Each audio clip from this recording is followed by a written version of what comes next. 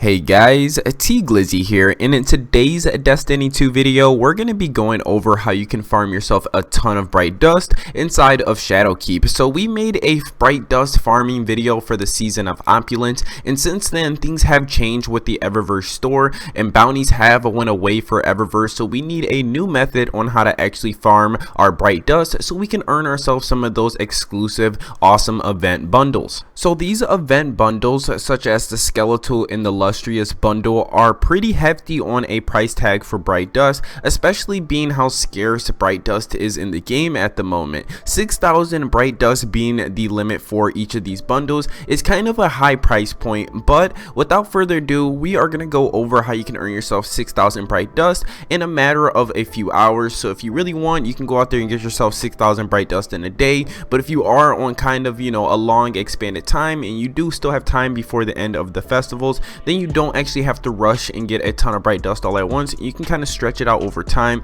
so it just doesn't feel as bad and still earn yourself some of these armor sets. So without further ado, let's dive straight into it. So farming bright dust inside of Shadowkeep is actually a little bit easier than what it was inside a Season of Opulence. It doesn't take as long to get so much bright dust, but it is more of an uphill grind, and it's going to take a lot of commitment from you to actually get a ton of bright dust, and it's going to take quite a bit of farming. So what you're going to need to do first off is make sure you can pick up your weekly bounties. So this is going to be the key thing, is your 3 vendors that offer you weekly bounties that offer bright dust. So these 3 vendors are Zavala, Lord Shax, and the Drifter. So they're going to offer you 2 weekly bounties a piece from each of these vendors, completing your weekly bounties at 6 total weekly bounties you can earn from these 3 vendors, and each of these weekly bounties give you 200 bright dust every time you complete them. So this is going to net you a total of 1,200 bright dust per character, and this is actually a really good amount of bright dust because the weekly bounties are really easy to get done. They took me around an hour to get all of the weekly bounties done on each of my characters. So for all 3 of my characters, it took me around 3 hours to get all the weekly bounties done,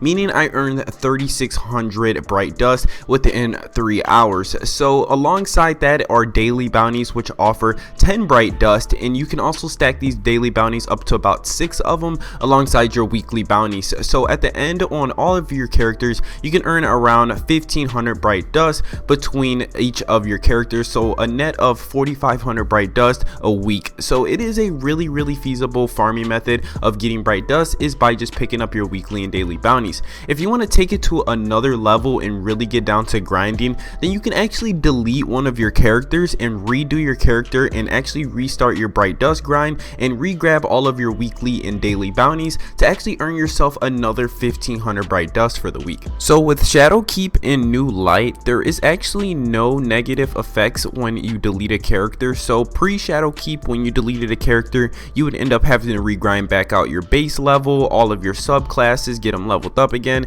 It was just too much of a hassle, so it wasn't worth it. But with Shadowkeep, it is actually worth it to delete characters because there are no negative setbacks. When you delete a character, all that happens is you lose your campaign progression, and that's it. So basically you could just put your gear in the vault and then delete that character, make another character of the exact same class. So I did it with my Warlock, put all of his gear in the vault, and then I made another Warlock and started up the New Light checkpoint. So you start up the New Light campaign, and it's very simple. It's only like 1 mission long, and then from here it'll take you to the tower, and you just have to complete the introduction quest for the Strike, the Crucible, and for Gambit, and then from there you'll be able to pick up your weekly bounties and your daily bounties again, so you'll be able to farm out another 1,500 bright dust. It took me a total time to actually complete a new character and get them leveled up to pick up the bounties and actually complete the bounties 2 hours. So in 2 hours I was able to earn 1,500 bright dust, and inside of Shadowkeep, that is a really good positive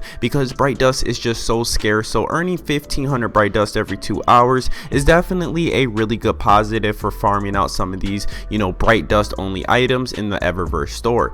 But if this guide did help you and you guys are gonna get out there and start farming yourself some bright dust, I would get on it as soon as possible. The event for Festivals of the Lost is going to be coming to a conclusion on November the 19th. So from the time I'm making this video, you have around 2 weeks to actually grind the Festivals of the Lost, so more than enough time to earn yourself upwards of 10,000 bright dust. So if you guys did enjoy the video, please be sure to let me know by slamming that thumbs up button, and don't forget to hit that subscribe button. And I've been your boy T Glizzy. You guys have been my awesome viewers, and I'll see you guys in another. Peace.